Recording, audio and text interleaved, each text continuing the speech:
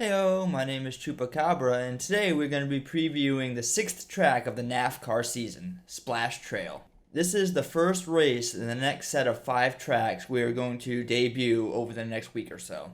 I'm new to this whole YouTube thing. I'm learning just about every day, and for each block of tracks that I'm releasing, I hope to progressively get better and better. So my last 5 track videos probably weren't all that great, and I'm going to use these next 5 track videos to improve the craft. So thank you so much for your support and those who actually believe I can do this. As with all preview videos, we're going to go over the NAFCAR track facts associated with Splash Trail, and then we're going to go over the share codes, and then I'm just going to let the video play and you guys can watch it without my weird nasally voice in the background. So once again, thank you so much for your support, and let's jump right into the NAFCAR track facts. The name of this track is Splash Trail, and it has 2 share codes associated with it, and we'll circle around to the share codes after the track facts. This is a trail race, which means the finish line is different than where the starting line is, and this is a dirt race. The percentage of dirt in this track is around 90%, including the cross-country elements, and there's about 10% paved road. The length of this track is 17.4 miles, and the total racing distance will also be 17.4 miles. If you have simulation damage on, tire wear comes in at about a 2 out of 5, which means you should end this race with using about 30% of your tires. If you have a really good race, you can finish below that 30% mark, and that would be categorized as tire wear at a rate of 1.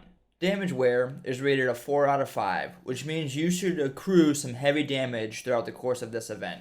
This is the first track that's rated so high, and the reason why it's rated so high is if you have that simulation damage on, there's a giant jump, and depending on how you take that jump, will dictate how hard you're going to land on the ground. And the harder you land on the ground, the more damage you're going to do to your car.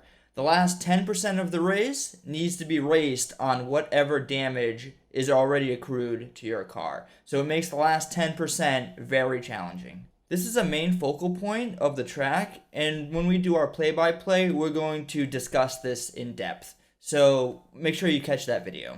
AI bots are rated a 4 out of 5, which means they do have some trouble with this track. There's usually 1 or 2 checkpoints that the bots may miss, and that's basically depending on the type of car the bot has, right? If the bot is in a hypercar racing on dirt, obviously it's not going to have a good time. This track should take you about 12 minutes to complete, and with all these things in consideration, we give this a difficulty rating, and for this track it comes in at a 3 out of 5, which is intermediate, which means it should be a little challenging to seasoned Forza Horizon 5 players.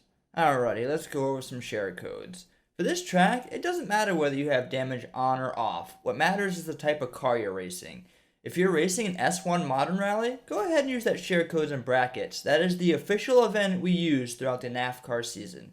If you're using any other car class or car type, go ahead and use the share code with the stars. This is open class, and you may race whatever car you want. Alrighty, well that's all I have for this video. We're going to let the video play out and everybody can see how the track is themselves.